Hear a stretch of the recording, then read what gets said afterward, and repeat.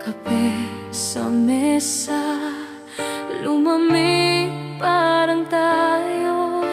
Unti-unti nawala sa isip. Nakapagtataka, paano tayo napunta sa dulo nang di man lang nagpaalam ng maayos. Nakapagtataka kahapon, hawak mo pa ang kamay ko ngayon. Pangalan mo na lang sa telepono.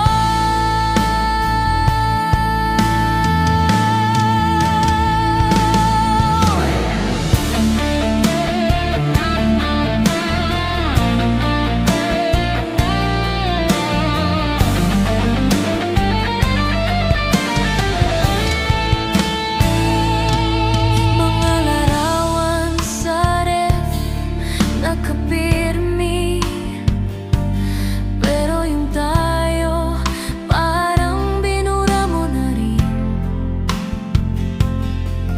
Mga plano sa Sabado, naging kwento na lang.